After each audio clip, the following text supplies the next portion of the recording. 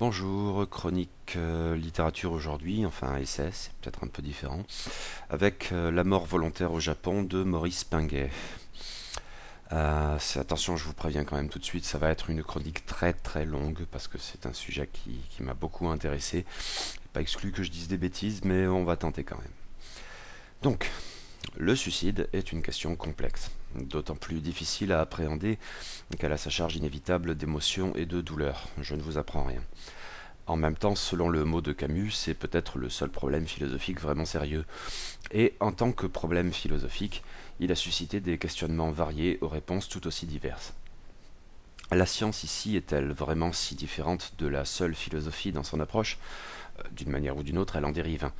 Si une suicidologie a pu se constituer du côté de la sociologie, notamment via le célèbre ouvrage de Durkheim en forme de démonstration prosélyte de la pertinence de sa méthode sociologique, ou de la psychologie, et ce sans garantie que les deux tendances puissent s'accommoder, loin de là, la prise en compte du problème dans toute sa complexité, ne serait-ce que parce qu'il y a des suicides et non un suicide, ne débouche finalement guère aujourd'hui sur des acquis bien appuyés. Le fait demeure, et on ne le comprend jamais tout à fait. Même en tant qu'objet sociologique établi, via la régularité des statistiques notamment, il déjoue souvent la prospective, tandis que chaque jour qui passe semble susciter de nouvelles raisons de se suicider ou de ne pas le faire. Raison, cela fait partie du problème. Le suicide peut être absolument rationalisé ou paraître parfaitement irrationnel, et il y a de la marge entre ces deux attitudes diamétralement opposées. Rien d'étonnant sans doute à ce que la matière soit aussi envahie de prénotions. La question du suicide implique donc aussi celle de ses représentations, au sens le plus strict d'ailleurs. Les suicides célèbres, toujours les mêmes, reviennent sans cesse dans la discussion, personnifiant le problème, ce que les statistiques ne permettent guère. Peut-être n'en sont-elles que plus inquiétantes en fait. Mythifier le geste suicidaire, n'est-ce pas en partie l'édulcorer? Or, parmi ces représentations, le cas japonais a clairement une position particulière. Dans les représentations de tout un chacun, et nul besoin de s'y intéresser spécialement pour cela, l'Empire du Soleil Levant semble jouir ou pâtir d'une relation toute personnelle avec le problème de la mort volontaire. Tout le monde connaît le harakiri, ou disons plutôt seppuku. Tout le monde connaît les kamikazes, même si le mot a eu sa fortune bien au-delà du cas japonais ces dernières années, au risque de biaiser les représentations. Et il n'est guère besoin de creuser bien longtemps pour aller au-delà de ces éventuels épiphénomènes. Chercherait-on là aussi à se rassurer en voulant les envisager comme tels? Et associer bien plus intimement le Japon, dans son histoire et sa culture, et le suicide, et ce, quelle que soit l'approche retenue. À titre d'exemple, un amateur de littérature relèvera probablement le suicide de Yukio Mishima, si célèbre, mais pourra aussi envisager au fil du même XXe siècle ceux de Ryunosuke Akutagawa, Osamu Dazai ou Yasunari Kawabata, et pourra assez légitimement trouver que ça fait beaucoup de monde tout de même, surtout dans la mesure où ceux-ci ne sont que les plus célèbres, il y en a beaucoup d'autres. Et à la lecture de ces auteurs, mais aussi de bien d'autres, même en s'en tenant au seul XXe siècle, ou au visionnage de si nombreux films de la même période, sans même parler des mangas, etc., cette relation intime des Japonais au désir de mourir n'en devient que toujours plus envahissante et même oppressante. Le suicide est partout, absolument partout. Or, ce n'est pas là un phénomène moderne. Des farouches guerriers du Dide Heike aux amants maudits des tragédies bourgeoises de Chikamatsu, et donc jusqu'à un Takeshi Kitano aujourd'hui, toujours le suicide, toujours. Rien d'étonnant à cet égard à ce que l'on ait employé l'expression de pays du suicide pour désigner le Japon. Et il ne faut pas s'y tromper, ce n'est pas là que le fantasme de quelque occidental, sidéré par l'approche japonaise de la problématique de la mort volontaire, aux antipodes de sa propre extraction judéo-chrétienne, témoignage d'une incompréhension radicale qui ressort, et de longue date, de nombreux commentaires dans la presse ou les arts. Mais non, l'expression est d'abord le fait de sociologues japonais. Pourtant, l'étude statistique en la matière ne manque pas de surprendre, en cassant bien des mythes sur son passage. L'étude qui avait abouti à cette dénomination de pays du suicide dans les années 1950 tablait sur un accroissement exponentiel des statistiques annuelles de la mort volontaire. Or, ces accents catastrophistes ont été presque aussitôt démentis. En fait, cette étude avait été réalisée lors d'un pic du suicide au Japon, dans le contexte si particulier de l'immédiat après-guerre, et même si la conception durkheimienne d'une guerre moins propice au suicide peut sans doute être discutée dans ce cas précis. Et dans les années qui ont suivi aussitôt, les suicides ont en fait diminué, jusqu'à atteindre des seuils normaux, voire faibles. En fait, la même chose s'était déjà produite auparavant. Entre la fin du XIXe siècle et le début du XXe, on envisageait au Japon comme ailleurs un accroissement jugé nécessaire du suicide, sans doute dans la perspective anomique que Durkheim avait justement mise en évidence à cette époque, crainte bientôt démentie par les faits là encore. Mais cela va bien plus loin. Parce que le suicide au Japon contrevient largement à nos prénotions, et nos, incluant ici aussi celles des Japonais eux-mêmes, le cas échéant. En fait, le taux de suicide au Japon n'est pas spécialement élevé. Il est même plutôt faible. Harakiri ou pas, kamikaze ou pas, on se suicide en fait plus en France ou en Allemagne qu'au Japon. Ou du moins était-ce le cas en 1984, quand est parue La mort volontaire au Japon. C'est une limite éventuelle de l'ouvrage, encore que l'expression ne soit pas très juste, l'auteur, décédé en 1991, n'y étant bien sûr pour rien. Mais 30 ans se sont écoulés depuis et la situation a forcément changé, notamment dans le traitement économique et social de la question. Le Japon de 1984, s'il n'était plus celui de la haute croissance, était encore celui d'avant les bulles et leur éclatement, et la démographie du pays ayant considérablement évolué tout au long de la période, dont je suppose qu'elle ne peut qu'avoir des répercussions, sinon sur les taux de suicide en eux-mêmes, mais peut-être, du moins, sur leur appréhension en tant que suicide égoïste et anomique. Il faudrait que je me penche sur la question, tiens. Cette permanence culturelle du thème suicidaire n'en est pas moins réelle, et peut-être ce paradoxe n'en rend-il l'étude que plus précieuse encore. Tel est l'objet d'une certaine manière de La mort volontaire au Japon, fameux essai de Maurice Pinguet, universitaire français vivant alors au Japon et qui, semble-t-il, avait pu contribuer avec ce livre, mais aussi autrement, j'ai cru comprendre que c'était le seul livre qu'il avait publié de son vivant, à intéresser les intellectuels français à la culture japonaise. Pareille étude est nécessairement interstitielle ou interdisciplinaire. Si l'essai a été publié dans la collection Bibliothèque des histoires des éditions Gallimard, il relève tout autant de la sociologie, ou plus exactement de l'anthropologie culturelle.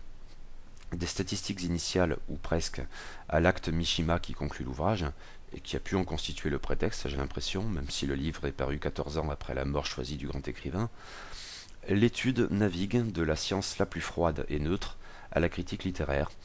L'histoire plonge dans les siècles les plus reculés où se fait parfaitement immédiate, la philosophie, et donc la théologie, et donc la psychologie, étant tout autant de la partie. Cerise sur le gâteau, l'ouvrage n'est pas que riche et pertinent dans ces matières qui pourraient avoir quelque chose d'un peu abstrait, austère et intimidant. Il est aussi joliment écrit, et l'essai présente un intérêt spécifiquement littéraire tout à fait appréciable. Toutefois, avant d'envisager la question proprement nippone, on ne peut pas faire l'économie d'une étude de nos représentations, occidentales, en l'espèce, car elles sont peu ou prou diamétralement opposées, même si elles ne l'ont peut-être pas toujours été. La marche de l'essai, même en fonction de périodisation ou d'approche thématique appropriée au contexte japonais, implique donc de se livrer de temps à autre à quelques allers-retours. L'ouvrage s'ouvre d'ailleurs sur le harakiri de Caton d'Utique, et sur les jugements très divers qu'il a suscités, à l'époque même, puis au fil des siècles. D'aucuns y voyaient le geste superbe d'un homme libre refusant superbement César. D'autres condamnaient l'acte comme scandaleux, sur les plans de la morale comme de la métaphysique. La tradition condamnant sans contredit le suicide a fini par l'emporter. Des grands hommes antiques, il faut sans doute mettre en avant Platon, quelques siècles avant le geste fatidique de Caton, qui, via son immortalité de l'âme, a eu sa part essentielle dans le développement d'une condamnation affichée, laquelle devait prospérer ensuite dans la théologie chrétienne de Rome. Saint Augustin tout particulièrement aura un grand rôle intellectuel en l'espèce. La mort volontaire dès lors ne peut plus être jugée que scandaleuse et impie, car en se tuant, l'homme outrepasse ses pouvoirs pour s'accaparer ceux de son Créateur. Dieu seul peut tuer, ce Dieu qui, dans un état antérieur de la foi, exigeait de son prophète le sacrifice de son propre fils, geste qui m'a toujours dépassé, mais passons. Puis ce Dieu s'est incarné lui-même dans un fils, se sacrifiant en son propre nom. Du Dieu jaloux au Dieu d'amour, le fait demeure. Le Père est une autorité, il est prompt au châtiment et impitoyable le cas échéant. Lui contester ses prérogatives est le pire des crimes, autant dire une lèse-majesté divine. Car c'est un Dieu qui est aussi César, d'une certaine manière. Et il faudra peu ou prou attendre la remise en cause de l'absolutisme, ainsi avec un John Locke, pour que le suicide en Occident ose à nouveau s'afficher en acte témoignant de la liberté de celui qui le commet. Et ici, les libres penseurs ne tardent guère à succéder aux libéraux et libertins, ce sujet précisément occupant une place non négligeable dans l'arsenal rhétorique de leur lutte. Pourtant, cette liberté serait bientôt mise à mal par la science, sociologie ou psychologie donc, par un étrange retournement non dénué d'ironie. Mais la relation à César est sans doute essentielle, autant que la perception religieuse de la mort et de sa signification, dans un Japon aux antipodes de la pensée autant que des populations et des territoires judéo-chrétiens. Non d'ailleurs que le syncrétisme japonais ait forcément favorisé ou même seulement légitimé le suicide. C'est une question complexe, il faudra y revenir. Les sectes bouddhiques, notamment l'amidisme sous ses divers avatars et le zen, pouvaient envisager la question de manière bien différente, et éventuellement avoir des conséquences pas forcément envisagées de prime abord par les plus subtils de leurs théoriciens. Et parallèlement à la foi, la morale, via Confucius et ses adaptations nippones ou d'autres penseurs encore, avait son mot à dire, éventuellement très différent là encore. Mais l'acte ne pouvait probablement pas susciter le même rejet instinctif dans ce pays qu'en Occident, la perception globale de la question étant tout autre. Le défaut du Dieu en tant que père, capital, change tout. Il faut certes se prémunir de la tentation de faire dans le spectaculaire, en opposant systématiquement le Japon et l'Europe. Maurice Pinguet est sans doute bien plus subtil ici que Rose Benedict, même si la mort volontaire au Japon entre plusieurs fois en résonance avec le chrysanthème et le sabre. Mais comparaison n'est pas non plus raison. Or, le suicide de Caton Utique à vue de nez nous paraît effectivement très japonais. On peut y voir une variation romaine, et anticipée certes, le terme de variation est donc contestable, du samouraï s'éviscérant en signe de protestation. Mais sans doute ne faut-il pas pour autant s'en tenir là. Car s'il est une chose qui doit ressortir de cette étude mêlant histoire et anthropologie culturelle, c'est bien la complexité de la matière. Pour l'appréhender, il faut vite percevoir combien parler du suicide au Japon peut être pernicieux. Il y a des suicides, et dont les motivations, les rituels et les perceptions peuvent être extrêmement différents d'un cas à l'autre. Les seules catégories durkheimiennes doivent au mieux être affinées, même si le suicide altruiste jouera un rôle essentiel durant la majeure partie de l'histoire japonaise et par voie de conséquence de l'essai. Égoïsme et anomie prendront cependant le relais en temps utile. Et il faut prendre garde à ne pas gommer instinctivement ce qui dépasse. Car, à s'y attarder un peu, les suicides d'accompagnement de la proto-histoire japonaise ne sont pas ceux des nobles dames et des guerriers du Didaike, qui n'ont à leur tour pas forcément grand-chose à voir entre eux, ni a fortiori avec ceux des amants bourgeois de Chikamatsu. Le même rite du seppuku peut avoir des significations diamétralement opposées. Protestation contre l'injustice ou au contraire obéissance à une décision de justice quand le suicide est ordonné. On parle alors de tsumebara. Les 47 Ronin ne sont en fait pas des kamikazes. Et les motivations des suicides des 4 grands écrivains du XXe siècle cités plus haut, Akutagawa, Dazai, Mishima, Kawabata, n'avaient pas forcément quoi que ce soit de commun, même entre elles. En matière de suicide, la systématisation a sans doute bien vite des limites, et la casuistique s'impose presque comme une nécessité à vouloir saisir pleinement le phénomène. La question de la mort volontaire au Japon implique de remonter au temps proto-historique, sinon préhistorique, où elle adopte un premier avatar éventuellement ambigu, celui du suicide d'accompagnement. En tant que telle, cette pratique n'a rien de spécifiquement japonais, et on la retrouve en maints endroits différents de par le monde, aujourd'hui encore en fait. En Inde notamment, on évoque régulièrement ces veuves qui se jettent sur le bûcher funéraire de leur époux, mais sans qu'elles en aient forcément le choix bien sûr. Or, les réactions du pouvoir japonais naissant, puis assis durant l'ère classique de Heian, sont ici très intéressantes. Selon la classification traditionnelle, la proto-histoire japonaise au sens le plus strict correspond à l'ère dite Kofun, environ de 300 à 710, prenant le relais des ères Jomon et Yayoi, cette dernière opérant la transition passablement floue entre préhistoire et proto-histoire. Or, le terme de Kofun renvoie à des tumuli, des tertres funéraires, souvent de taille impressionnante, inscrivant déjà et de manière très éloquente la question de la mort et de son appréhension au cœur des préoccupations politiques. Mais l'ère Kofun, concernant la thématique de la mort volontaire, est en fait déjà l'occasion d'une évolution radicale. En effet, le suicide d'accompagnement s'était peu à peu établi au fil des siècles. Pour faire simple, quand le chef, entendu largement le cas échéant, quand le chef mourait, ses serviteurs se devaient de mourir avec lui. Le caractère proprement suicidaire de cette pratique peut sans doute être contesté, dans une certaine mesure, comme pour les veuves indiennes citées plus haut.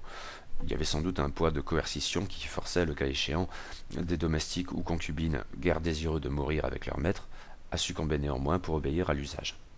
Cependant, dans d'autres cas, il fallait bel et bien parler de suicide, car la démarche était véritablement volontaire. Néanmoins, le terme de sacrifice serait peut-être plus juste de manière globale, en autorisant la référence à bien des pratiques semblables de par le monde. Mais l'usage du suicide d'accompagnement a fini par être contesté, éventuellement dans une optique que nous serions tentés aujourd'hui de qualifier d'utilitariste. Pourquoi donc, quand le chef meurt, faudrait-il que meurent aussi tant de dévoués serviteurs, dont la compétence aurait été un atout crucial pour le successeur du défunt? La légende a ici sa part, dans le Nihongi, complément du Kojiki, qui explique comment un empereur peut-être mythique a développé une nouvelle pratique, celle des Haniwa, des sortes de figurines de terre cuite destinées à faire office de simulacre et à remplacer les hommes auparavant sacrifiés dans les cérémonies funéraires. Au-delà du caractère éventuellement apocryphe de l'anecdote, le fait demeure. Le suicide d'accompagnement, peu ou prou systématique jusqu'alors, a été progressivement remplacé par une figuration abstraite permettant d'éviter le bain de sang traditionnel des funérailles. Et le pouvoir japonais classique de l'ère Heian a suivi cette démarche, en prohibant plus ouvertement la pratique du suicide d'accompagnement et en développant un arsenal de sanctions pour s'en prémunir. Législation rendue nécessaire, il est vrai, justement par la perpétuation chez certains de ce rite, des religieux notamment, sauf erreur, des épouses aussi parfois. En fait, ce rite aurait la vie dure. En 1912, à la mort de l'empereur Meiji, le général Nogi se suicide dans ce même esprit, geste qui stupéfie tant il paraît avoir quelque chose d'anachronique. En Occident, la presse se déchaîne pour condamner l'imbécilité barbare du vieux général. Maurice Pinguet en livre des exemples éloquents. Mais il est vrai que Nogi était un héritier incongru du Bushido, ce qui en fait change un peu la donne quant à l'interprétation de son geste. On aura l'occasion d'y revenir. Mais revenons à l'époque Heian. Ce qu'il faut en retenir à cet égard, c'est que le pouvoir, alors, dans la cour impériale, même si l'empereur est progressivement dépouillé de ses attributions politiques, par les régents Fujiwara notamment, le pouvoir donc, bien loin de prôner une culture du suicide, une idéalisation de la mort volontaire, combat en fait les comportements morbides que ces idéologies alors marginales pouvaient susciter. Le Japon de Heian n'est décidément pas le Japon des samouraïs, mais il lui laissera bientôt la place. Le suicide chez les guerriers, les bushi, a en effet d'autres connotations. L'édit de Hogen, de Heiji et de Heike, qui rapportent l'effondrement du Japon de Heian et l'avènement du Moyen-Âge japonais, témoignent en effet de ce que les guerriers des clans Taira, Heike ou Minamoto, Genji, avaient développé une culture qui leur était propre, dans ce Japon de l'Est déjà opposé à celui de l'Ouest centré sur la capitale, où la mort et la façon de mourir avaient une importance toute particulière. Sans doute est-ce en partie en raison de leur imprégnation par des pratiques religieuses éventuellement hétérodoxes à l'époque, j'y reviendrai. Mais les circonstances ont eu aussi leur importance, de manière moins réfléchie ou moins théorisée, disons. Je l'avais noté dans mes comptes rendus, mais le cycle épique des Taira et des Minamoto baigne dans le sang, et les suicides y sont peut-être aussi nombreux que les morts au combat, ou les meurtres et exécutions sommaires. Les coups d'état de Hogen et de Heiji amènent le chef des Heike, Kiyomori, alors tout puissant, à éliminer par le menu tous ses adversaires. Femmes et enfants y passent comme les guerriers. Son clan se repentira d'ailleurs de ses rares oublis. En cela, il prend plus que jamais le contre-pied de la pratique de Heian. Le Japon classique ne tuait que fort peu, préférant exiler ou cloîtrer dans des monastères, des simulacres de la mort, dans ce sens comparable aux Haniwa. Mais nombreux parmi les adversaires de Kiyomori sont ceux qui, conscients du sort que le tyran leur réserve, choisissent de prendre les devants, ou à vrai dire qui en décident pour leurs proches. Yoshitomo, du clan Genji, massacre littéralement sa famille. Pour l'essentiel, cependant, il s'agit bien de morts volontaires. Or, les motivations de ces nombreux suicides peuvent être variées. Cela pouvait être de s'épargner la cruauté de l'ennemi, aussi bien que de lui adresser un ultime pied de nez, autant dire le jour et la nuit. Et bien d'autres choses en fait. Parmi lesquelles, des avatars du suicide d'accompagnement, revenus ou conservés chez les Bushi malgré la politique hostile de Heian. Sous le shogunat de Kamakura, un peu plus tard, on compte des suicides de masse après la défaite des troupes shogunales, où l'effet d'entraînement dans le camp vaincu pousse des centaines de guerriers à se donner la mort en même temps.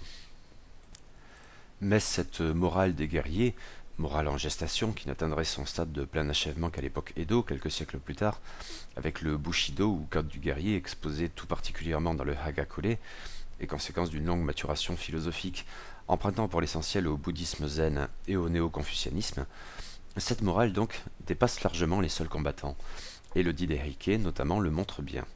Les non-guerriers y sont tout aussi prompts, les religieux éventuellement, les femmes sans aucun doute, y compris du fait de son infiltration par les clans guerriers au sein même de la famille impériale. Scène fameuse du Didaike, rapportant comment, la bataille de Dan-no-ura en 1185 étant perdue par les Taira, la veuve de Kiyomori se jette à la mer avec dans ses bras son petit-fils de 7 ans, qui n'est autre que l'empereur Hantoku.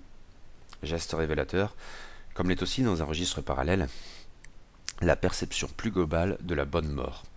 Heian pouvait moraliser sur des tentatives de suicide ratées et en tirer de précieux enseignements. Certainement pas le Japon médiéval, plus rigide et sévère eu égard à cette question. La pensée religieuse a sans doute joué un certain rôle, éventuellement inattendu. De Chine venaient alors de nouvelles sectes au sens bouddhique, auxquelles les clans guerriers étaient peut-être plus sensibles que la cour de Heian, qui entretenait des liens traditionnels avec un bouddhisme installé, plus conservateur en tant que tel, et éventuellement corrompu. L'amidisme, via les sectes concurrentes de la Terre pure, ou le zen, notamment avec les écrits de Dogen, tout opposé qu'il soit à mains égards, salut extérieur par la foi et rédemption au paradis pour l'amidisme, salut personnel et terrestre par l'effort personnel et notamment la méditation pour le zen, ont progressivement gagné du terrain en bénéficiant de la faveur des bushi, qui puiseraient dans ce corpus théorique pour édifier une morale qui leur soit propre, en la mêlant s'il le fallait de confucianisme ou néo-confucianisme donc. Le rapport à la mort pouvait alors devenir très différent, à la mort et au suicide. Finalement, il y a pourtant une certaine logique à cette évolution. Le salut promis par le Bouddha Amida vaut pour tous. La terre pure sera la récompense de tous ceux qui ont la foi, et ce, quel que soit leur crime. Namu Amida Butsu. La simple répétition du mantra garantit la rédemption. Or, Amida n'est pas le dieu des chrétiens, un créateur qui entend farouchement conserver ses droits sur sa création. Sauter la vie pour un chrétien revient à insulter Dieu. Mais Amida n'est pas ce démiurge, et le suicide lui est indifférent. Dès lors, quand la vie est trop dure, ou même sans en arriver à cette extrémité d'ailleurs, un simple calcul peut rendre la mort volontaire séduisante. Il n'y a pas de morale mortifère imposant d'endurer la souffrance sans s'en plaindre. La terre pure est accueillante, pour les amoureux notamment, et j'y reviendrai. Le cas japonais en matière religieuse présente des spécificités qui ont également leur rôle à jouer. Bouddhas et kami, ou Bouddhas assimilés aux kami, peuvent avoir leur mot à dire.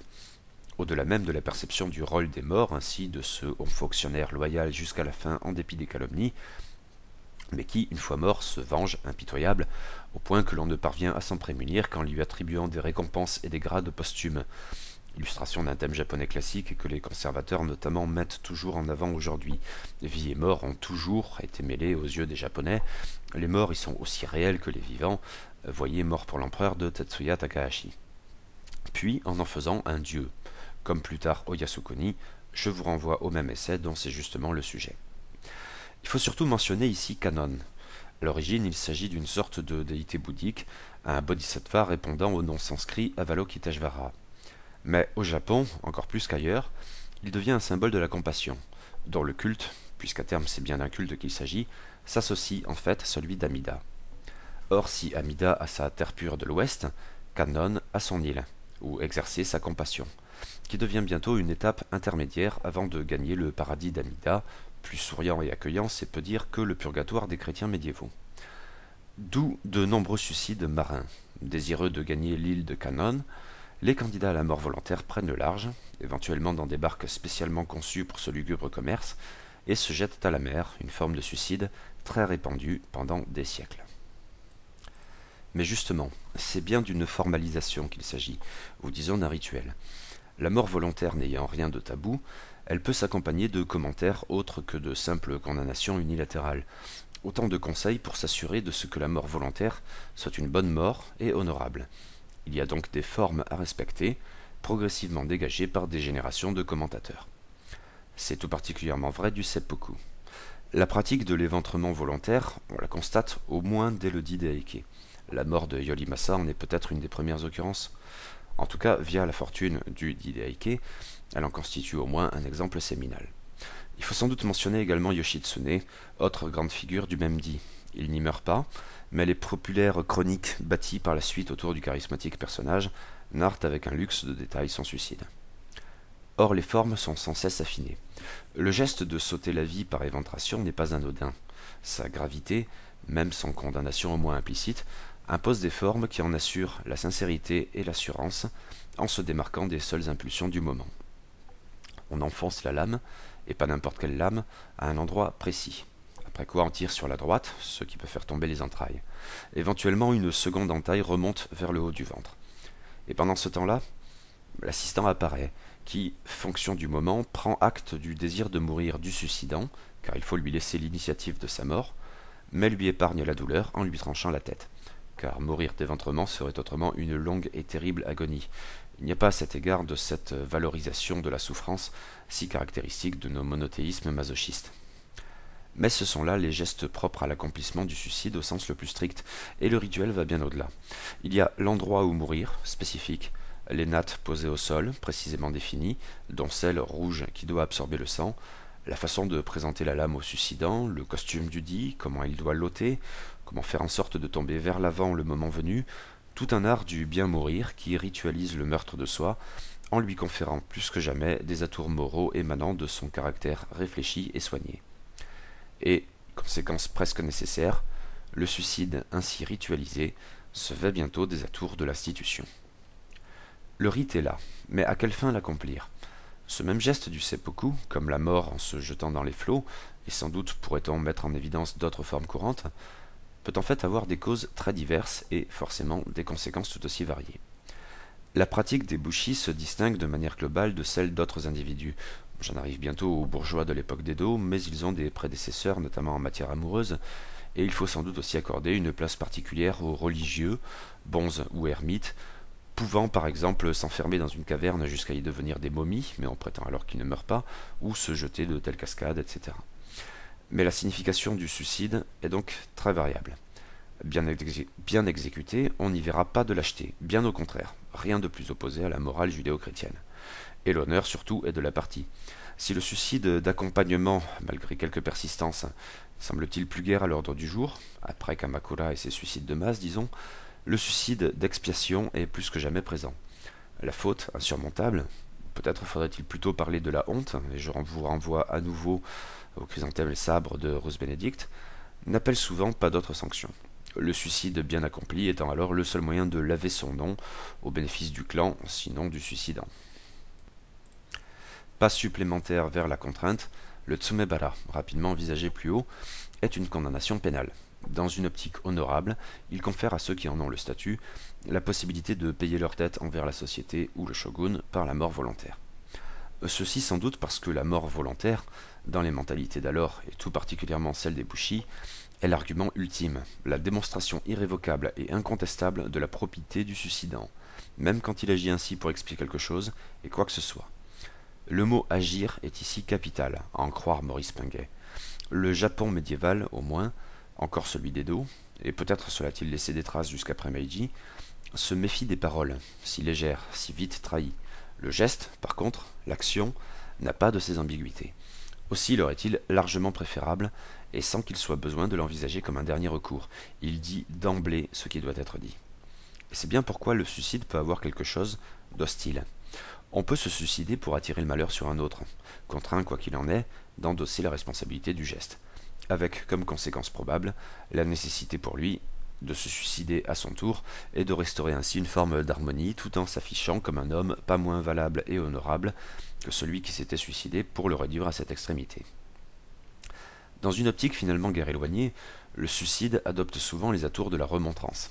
Si l'on entend protester contre une injustice, le suicide est peut-être le meilleur des moyens, car, conservant cette dimension fondamentale d'argument ultime, il suffit à lui seul à démontrer la justesse incontestable de la cause qui l'a suscité. On en arrive presque à une boucle de rétroaction à même de provoquer le vertige. Mais oui, à l'époque Edo, nombreux sont ceux qui ne disposent en fait d'aucun autre moyen de faire parvenir leurs plaintes aux lointaines oreilles du daimyo, sans même parler du shogun. Ils s'y résignent, sans regret.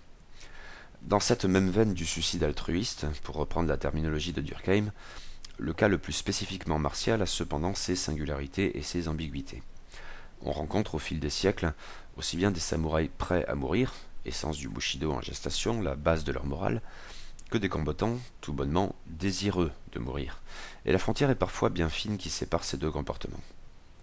À l'époque du dit Derike, j'en avais fait la remarque dans ma chronique, Chaque bataille en trouve des bushi, souvent jeunes, qui déploient des efforts incroyables pour être les premiers sur les lieux, en sachant très bien qu'ils seront aussi parmi les premières victimes de la bataille. Mais ils semblent tirer au moment d'expier une satisfaction réconfortante, et sans doute un tantinet arrogante, d'avoir ainsi fait la démonstration de leur courage et de leur honneur. Une guerre stratégique, cela. Avec les années, cependant, les attaques suicides deviendront peut-être plus courantes, dans l'espoir d'avoir une utilité pour le clan, même au prix de la perte de soi. Suicide altruiste, donc, on ne peut plus altruiste, et qui déboucherait à terme sur les kamikazes. Mais méfiance, les kamikazes, c'est en fait encore autre chose. Un pas de plus dans l'abîme, pour reprendre les titres de chapitre de Maurice Pinguet. À mesure que l'éthique du suicide chez les samouraïs s'institutionnalise, elle suscite comme de juste des modèles, des exemples, rapidement élevés aux dimensions de mythes, et ce tout particulièrement à l'époque Edo, ces 2 siècles et demi de paix où les samouraïs, qui combattaient par la force des choses bien moins que durant l'ère Sengoku, n'en sont pas moins l'élite de la société nippone. Le système de caste des Tokugawa leur confère une place à part et forcément supérieure à celle des roturiers, paysans, puis artisans, puis commerçants, dans l'esprit néo-confucéen qui a inspiré le modèle de société. Modèle en fait déjà archaïque, tant l'époque voit l'ascension de la classe bourgeoise des marchands, sur lesquels je reviendrai juste après. Mais l'essence supérieure des bushi a besoin de s'exprimer dans le mythe. Les vieilles figures héritées du Didaike cèdent la place à d'autres plus éloquentes, mais pas toujours aisées à bien appréhender pour un lecteur occidental. À Yoshitsune et ses semblables, on préfère maintenant les 47 Ronin, ou les loyaux serviteurs, vengeant leur maître Asano. Je ne vais pas revenir dans le détail sur cette fameuse histoire, en notant cependant que Maurice Pinguet, ici, se montre bien plus éloquent dans l'explication de leurs gestes que tout autre ouvrage où j'ai pu en entendre parler. Mais elle constitue bien, cette histoire, une forme de synthèse des différents aspects du suicide présentés juste au-dessus. C'est aussi pourquoi ce mythe, bien réel, a tant suscité la passion, le commentaire, parfois même l'imitation. Toutefois, le geste des 47 Ronin n'était pas aussi unilatéralement loué qu'on pourrait le croire. Certes, ils s'en trouvaient sans doute au cœur du pouvoir pour blâmer cet attentat, constituant en lui-même une forme de pied de nez au shogun, et ce sans doute d'autant plus qu'il était, par la force des choses, contraint à récompenser ses opposants en leur accordant l'honneur du seppuku. Mais cela va en fait au-delà. Car l'institutionnalisation du suicide martial ne passait pas que par des prescriptions légales. Il y en avait, et des modèles antiques, toujours les mêmes, sur lesquels prendre exemple. Le samouraï d'Edo se battait sans doute moins que ses ancêtres du Sengoku, mais il pouvait réfléchir et écrire. Ce n'est toutefois pas le traité des 5 roues de Musashi Miyamoto qu'il faut mettre en avant, mais une œuvre bien différente, le Hagakure, dicté par Tsunemoto Yamamoto. Ensemble colossal, mais consistant en réflexions éparses, couché sur le papier par un jeune disciple. L'ouvrage constitue ainsi une somme de la réflexion des bushi sur l'éthique, la mise en forme ultime du bushido ou voie du samouraï. Ouais, celle qui inspirera Ghost Dog dans l'excellent film de Jim Jarmusch. Peut-être pas une systématisation étant donné la forme très particulière de l'ouvrage, mais oui, on peut bien parler de somme. Et en même temps d'aboutissement. Le Hagakure est la transposition par écrit d'une morale complexe, le bushido formalisé qui dépasse en tant que tel l'informel et ancien Kyuba no Michi, ou voie de l'arc et du cheval, en lui apportant des bases théoriques héritées du zen et du néo-confucianisme. En tant que tel, le Hagakure déploie donc toute une morale de caste, en accord profond avec la philosophie officielle d'Edo, même si, en creusant un peu, je suppose que cela pourrait vite devenir contestable. Or, le Hagakure semble bâti précisément sur l'institution du suicide altruiste. Yamamoto y livre sans embâge l'aboutissement de sa réflexion. La voie du samouraï, c'est la mort. Les 11 livres de ce code d'honneur des samouraïs y reviennent sans cesse, qui dérivent les vertus martiales et associées, ainsi l'honneur forcément, la loyauté de même, etc., de la condition en pleine conscience du samouraï d'être agissant comme s'il était déjà mort, et ne pouvant dès lors la craindre. Pour autant, la question peut s'avérer toujours plus complexe. L'aphorisme a son pouvoir d'évocation, mais la réalité est nécessairement subtile. En témoigne par exemple le jugement porté par Yamamoto quant à l'affaire des 47 Ronin, contemporaine de la rédaction du Hagakure. Car notre sage samouraï ne les prise guère. La ruse des loyaux serviteurs, leur plan à long terme, leurs mensonges destinés à détromper les autorités quant à leurs intentions, sont autant de procédés qui dépassent Yamamoto ou lui déplaisent. Ce n'est en fait pas si étonnant que cela. Il prône classiquement une morale du geste et non du dire. Et le geste doit être immédiat pour ne pas être entaché de suspicion et constituer bel et bien l'argument ultime d'un samouraï engagé en pleine conscience sur sa voie morbide. En tergiversant, en mentant, les 47 se sont détournés de la voie du samouraï. Précision importante toutefois. À ce stade des événements, le Hagakure cristallise une pensée qui lui était antérieure et extérieure pour l'essentiel. Le livre ne sera en fait connu du grand public que bien plus tard, après Meiji. En tant que tel, il n'a certainement pas créé le Bushido. Il en est par contre une autre figure mythique, surtout prise a posteriori, car il serait plus tard l'ouvrage de référence des officiers nationalistes et militaristes de l'ère Showa, plongeant le pays dans la guerre à outrance. Après la défaite, le Hagakure serait renié comme étant une des causes de la dérive totalitaire du Japon, ce qui n'empêcherait pas d'autres nationalistes de s'en réclamer, tout particulièrement Yukio Mishima, voire notamment son essai Le Japon moderne et l'éthique samouraï. Bon, face à ces extrémistes, on avouera que c'est tout de même plus sympathique quand c'est Forest Whitaker qui le médite sur les beats de Erzada. Mais il faut alors introduire une autre dimension de la problématique. Là encore, l'accent mis sur la société des samouraïs ne doit pas nous tromper.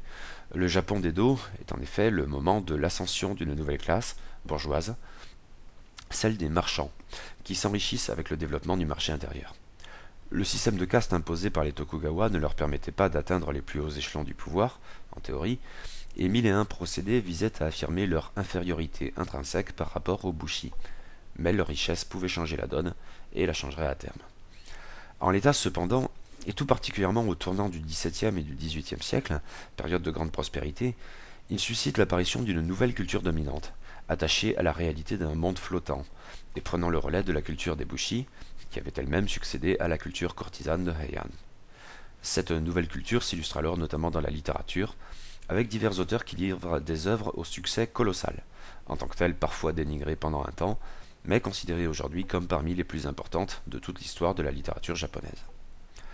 3 écrivains brillent tout particulièrement, chacun dans son registre. Saikaku pour ce qui est des romans, Chikamatsu pour ce qui est du théâtre, Basho pour ce qui est de la poésie. De ce dernier, je ne suis pas en mesure de dire quoi que ce soit, je n'y comprends rien, je ne sais même pas s'il s'intègre bien dans cette thématique. Mais les 2 autres doivent être envisagés. D'abord Hihara Saikaku, j'imagine, que j'ai encore peu lu, seulement les extraits d'un homme amoureux de l'amour dans l'excellente anthologie 1000 ans de littérature japonaise, puis Vie de Wang Qiu, mais j'en ai plusieurs autres titres dans ma bibliothèque, cette découverte m'ayant beaucoup plu. Le célèbre romancier, qui était d'abord poète, exprime le monde flottant dans des œuvres diverses qui peuvent renvoyer à l'archétype du samouraï, mais qui surtout mettent en scène des bourgeois volontiers libertins, et leurs femmes, d'une nuit ou d'une vie, qui sont tout autant au premier plan.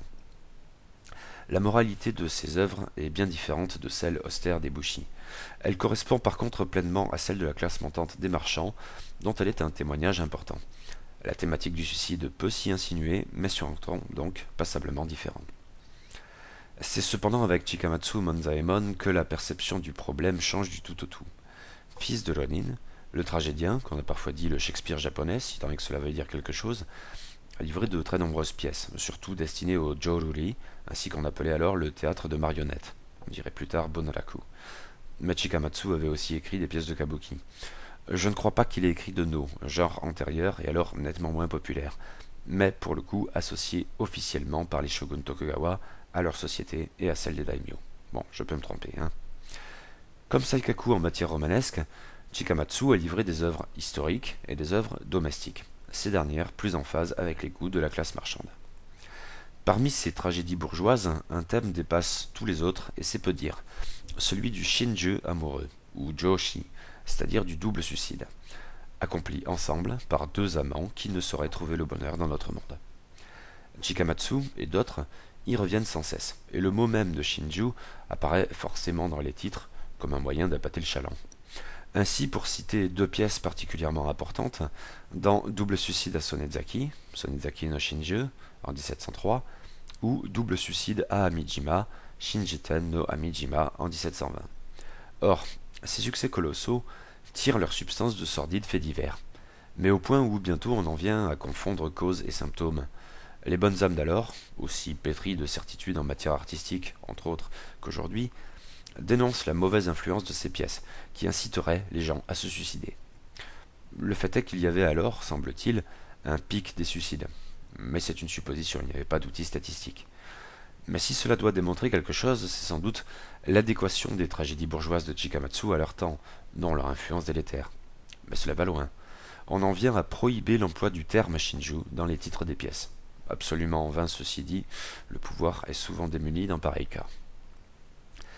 Chikamatsu, quoi qu'il en soit, n'a certes pas créé le thème du Shinju, s'il en a abondamment fait usage. Des suicides amoureux de ce type, jusque dans la figure de l'itinéraire qui en est si caractéristique, on en connaissait avant. Mais le tragédien en a fourni des figures, immortelles, si j'ose dire. Or, ces amants ne peuvent envisager la question du suicide de la même manière que les bushi, qui, à l'époque même, font de leur voix celle de la mort.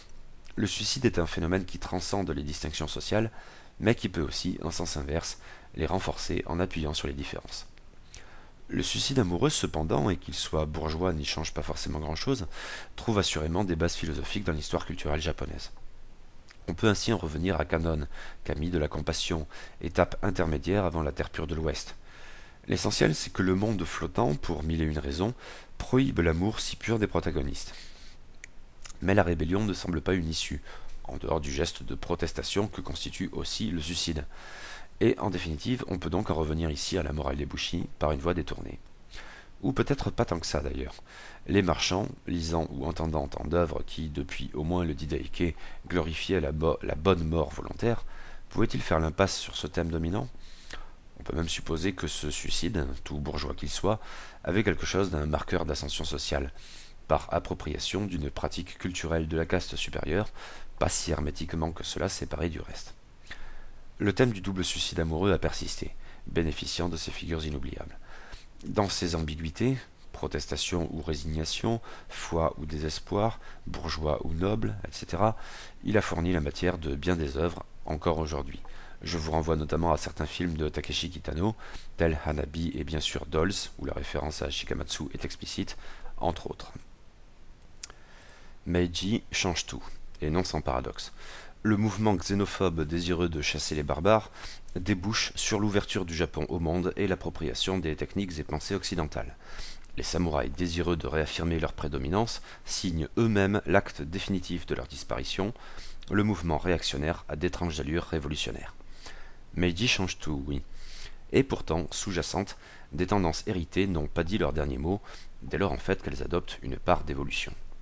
Et pas tant comme le vieux général Nogi, dont le suicide d'accompagnement à la mort de l'empereur Meiji en 1912 fait figure d'anachronisme déconcertant. C'est surtout la classe militaire qui, à terme, revivifie son passé mythique de samouraï, en redécouvrant le Bushido, éventuellement via le Hagakure. Toutefois, le Japon de Meiji et d'après n'est plus celui d'Edo et ils en prennent acte. Leur dévotion fanatique, dès lors, ne se ralliera pas uniquement à des concepts abstraits, mais trouvera un modèle, une cause, une justification dans la figure de l'empereur, sacralisé, issu de cette fameuse lignée non interrompue et d'ascendance divine. Comme tel, ces nationalistes et militaristes sont souvent, comme de juste, plus royalistes que le roi, dirait-on chez nous. Mais c'est bien au fond de nationalisme qu'il s'agit, un fruit paradoxal de l'ouverture au monde. Ce sont les puissances colonisatrices qui, via leurs traités inégaux et leur arrogante supériorité technique, enseignent au Japon, qu'ils jugent barbare, la primauté de la nation, concept d'élaboration encore récente, avec la Révolution française et les guerres napoléoniennes. Dès lors, l'entreprise de colonisation, de la part du Japon même, ne tarde guère, comme un pied de nez à l'Occident, mais ambigu quant à ses applications en Asie orientale. La propagande panasiatique, qui pose les Japonais en libérateurs, s'avère rapidement, en Corée, à Taïwan, en Mandchourie, pour le moins mensongère. Pays riche, armée puissante. C'est là le mot d'ordre de Meiji, puis des jeunes officiers qui mûrissent sous Taisho et prendront progressivement le pouvoir sous Showa. Ils ont fait leur la violence politique, et ne rechignent pas aux attentats. C'est dans cette optique sans doute qu'il faut envisager chez eux les transformations de l'idéal de mort volontaire, non sans ambiguïté là encore. Si les samouraïs faisaient du geste suicidaire l'argument ultime, les officiers terroristes sont davantage disposés à tuer d'abord les autres, et on verra après, c'est plus sûr. Et le développement de la doctrine nationaliste, alors, prend de plus en plus des allures d'escalade. L'armée exploite un autre paradoxe de Meiji. La Constitution de 1889 proclamait en effet que l'armée était directement responsable devant l'empereur. Les militaires en tirent la conséquence qu'ils ne sont pas responsables devant le gouvernement ou l'Assemblée. Ils se passent bientôt de leurs autorisations, et à vrai dire tout autant de celles de l'empereur, même s'ils prétendent œuvrer pour sa plus grande gloire, et sans doute sont-ils sincères par ailleurs. Les incidents à répétition, ainsi en Mandchourie, décident de l'invasion de la province, bientôt de la seconde guerre sino-japonaise, et ce sans en rendre compte à qui que ce soit. L'armée du Kwantung, secondée par des sociétés secrètes, pour l'anecdote que l'on retrouve dans la campagne de l'appel de Cthulhu intitulée Les 5 supplices, c'est assez amusant, décide et complote seule, et cela ne lui pose aucun problème. Le régime de Meiji était sans doute autoritaire, même si quelques vagues tentatives orientées vers la démocratie et le parlementarisme ont tenté d'y germer. Le régime de Taisho leur était plus favorable, mais cette timide démocratie est bientôt désarmée face aux coups de force des militaires. Sous Showa, ils accaparent toujours un peu plus le pouvoir et de plus en plus officiellement. Il est vrai que le Japon a connu un progrès phénoménal depuis 1868, qui avait de quoi faire briller les yeux des nationalistes.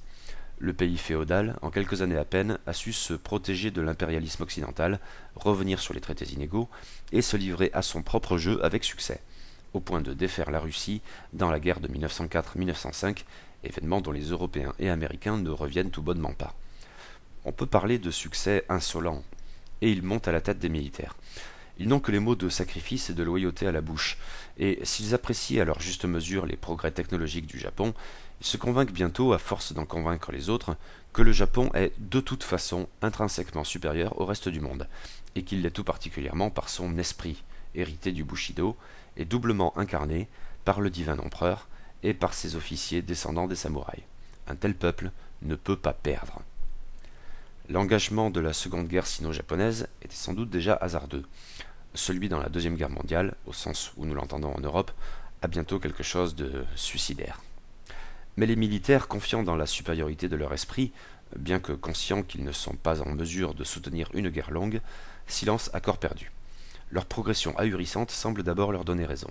Mais, à partir de Midway, disons, ils reculent. Et ils ne cesseront dès lors plus de reculer, à court de tout, tandis que la machine américaine s'est mise en marche. Pourtant, la propagande demeure, et là le renvoi à Ruth Benedict s'impose sans doute, qui évoque, par exemple, la conviction sans cesse répétée à chaque revers que c'était prévu, et qu'il n'y a donc rien à craindre. Pourtant, ces revers s'accumulent.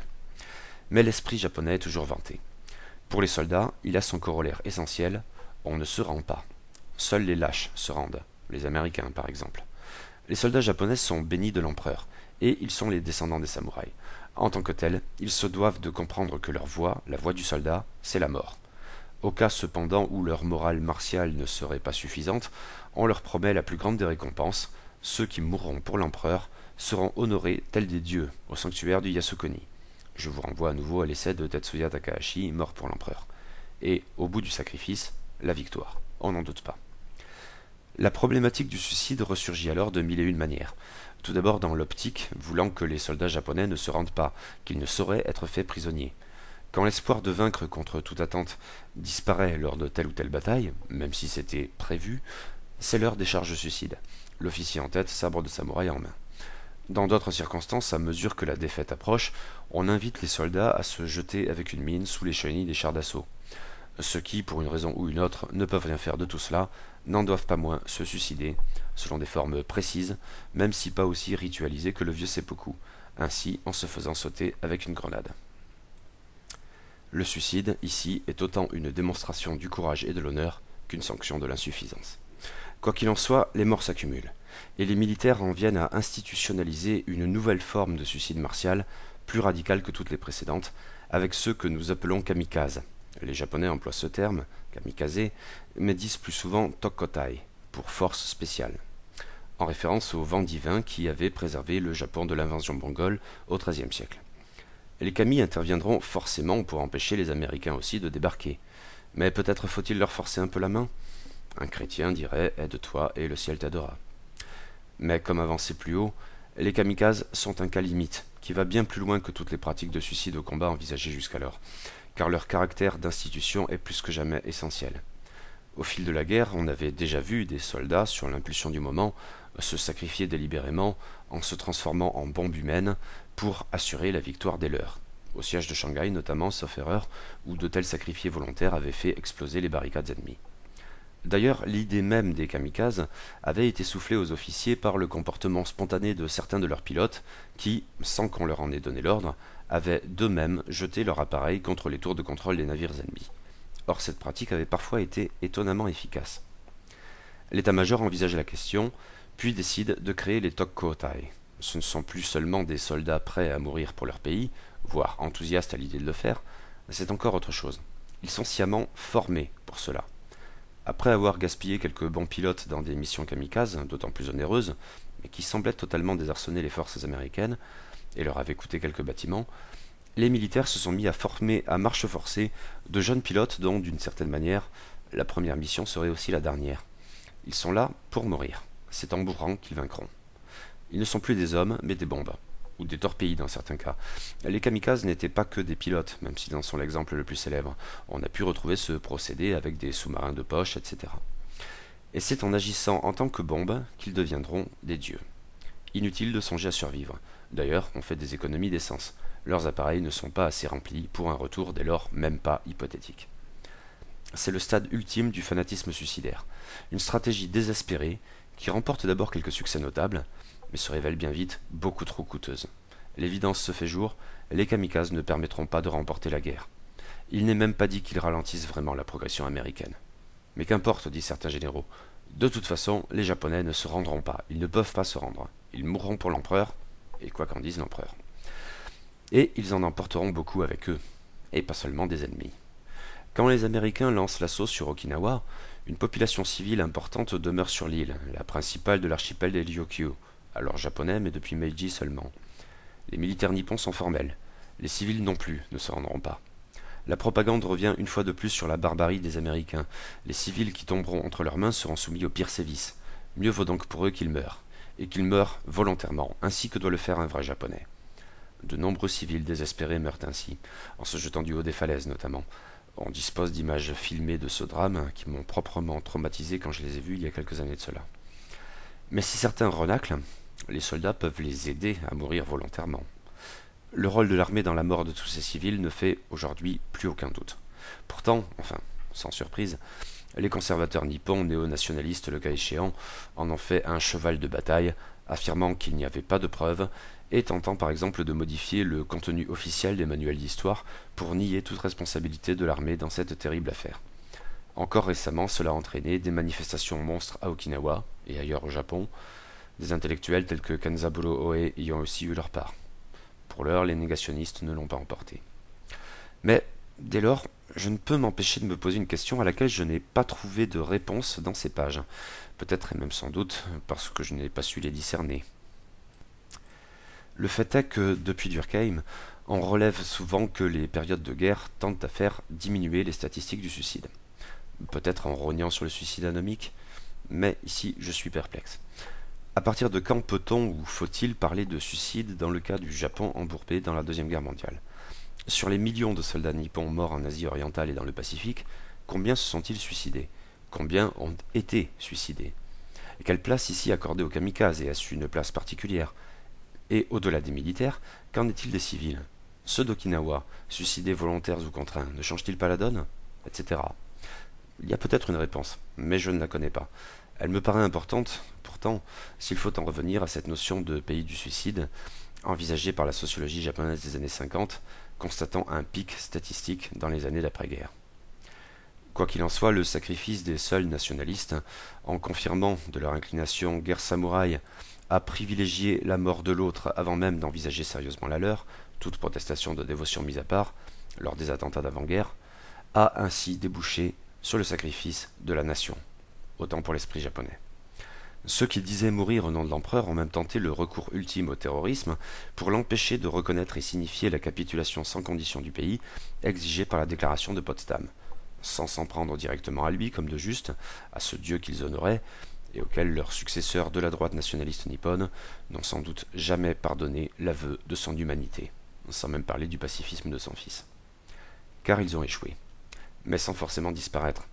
Les procès de Tokyo aboutiront à quelques pendaisons notables, mais les réhabilitations ne tarderont guère à mesure que l'occupant américain, obnubilé par la guerre froide, favorise les purges rouges et pactise enfin avec ses ennemis mortels de la veille en leur confiant à nouveau le pouvoir.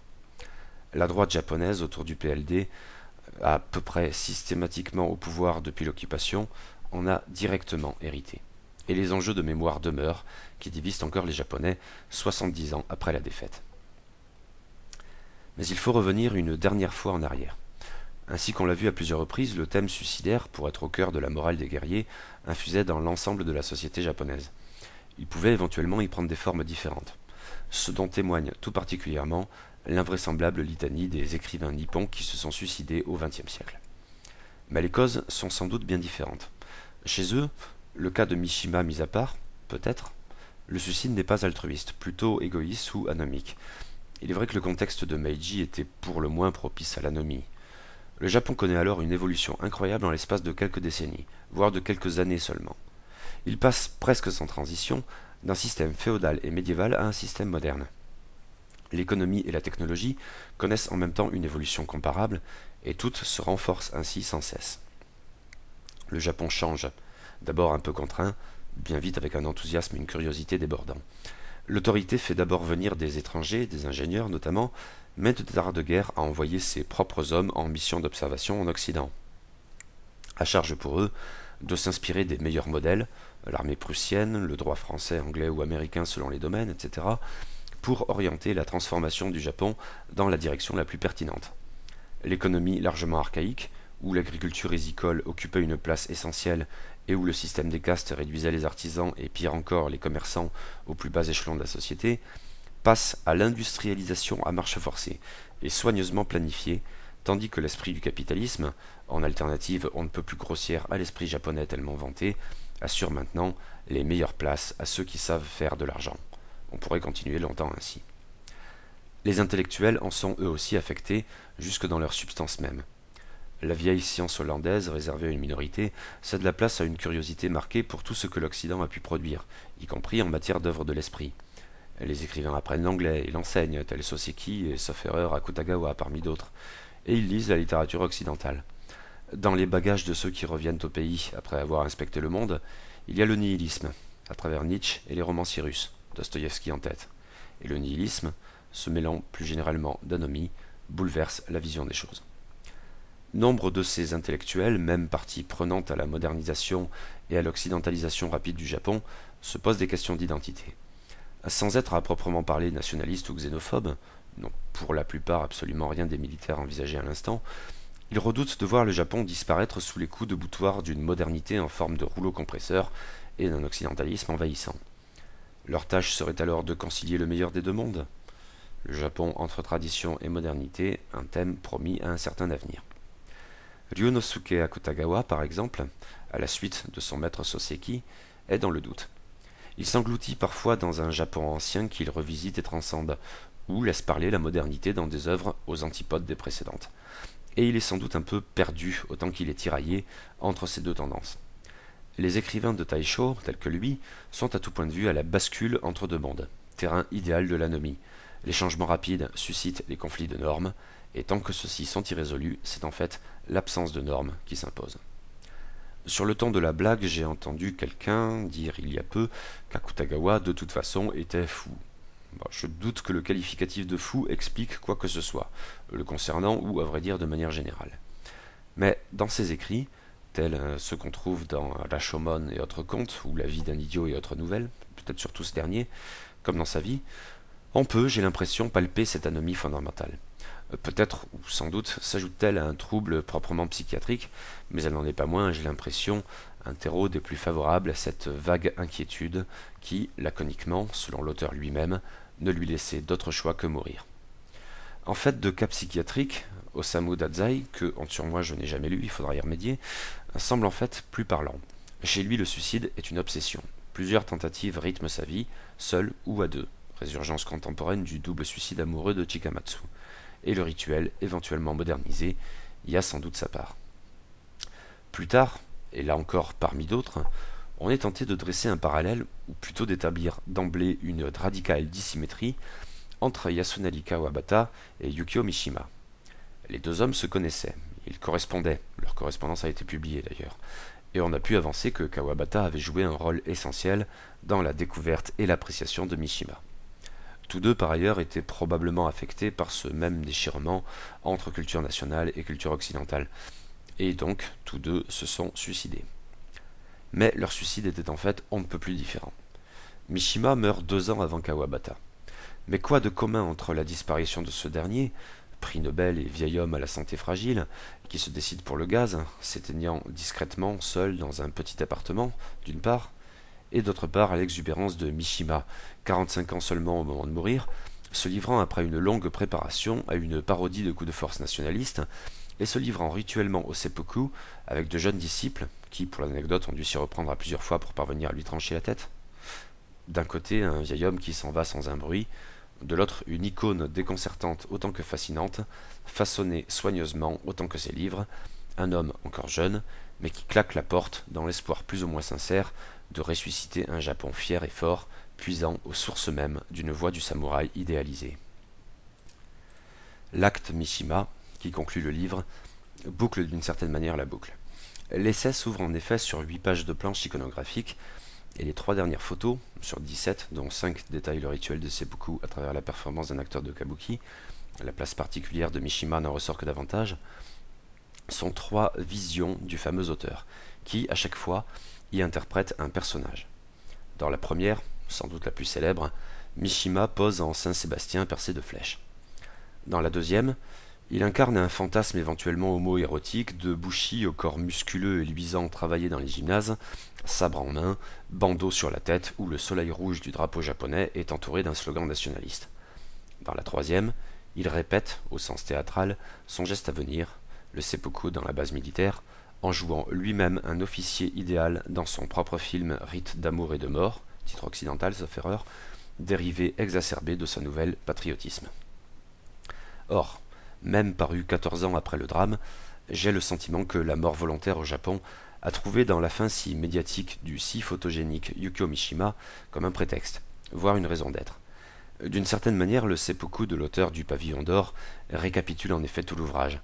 C'est un suicide aux formes multiples et éventuellement contradictoires, qui ne doit sans doute pas être réduit au seul rite voyant de l'éventration codifiée des samouraïs. Mais celle-ci, à s'en tenir à elle, est donc de toute façon susceptible de plusieurs interprétations, et le cas de Mishima semble les rassembler. Suicide de protestation, affiche-t-il jusqu'à l'absurde. Mais, jusque dans son anachronisme, le rituel a peut-être tout autant une part d'expiation, une part d'hostilité, une part de résignation. Paradoxal peut-être, néanmoins sensible, j'ai l'impression. Mais ce n'est pas tout.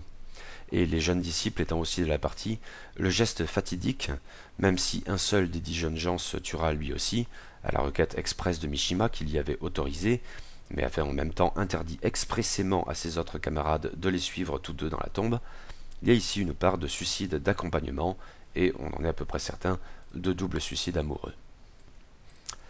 Et ne voir dans ce suicide qu'une variation tardive de la seule mort volontaire altruiste, ne serait-ce pas naïf ? Dans le projet même, dans son exécution tout autant, le suicide égoïste et le suicide anomique sont très probablement de la partie eux aussi. Dans les outrances de l'acte Mishima se récapitule la mort volontaire au Japon. Je me suis étendu, parce que le sujet m'a passionné et fasciné. Un sujet complexe, cela dit. Il n'est pas exclu que j'ai écrit mon lot de bêtises, et n'hésite pas à m'en faire part le cas échéant. Mais je vous encourage vraiment à lire ce remarquable essai, passionnant de bout en bout et aussi beau que pertinent et fort. Vraiment une lecture enrichissante, un essai qui mérite bien de rester.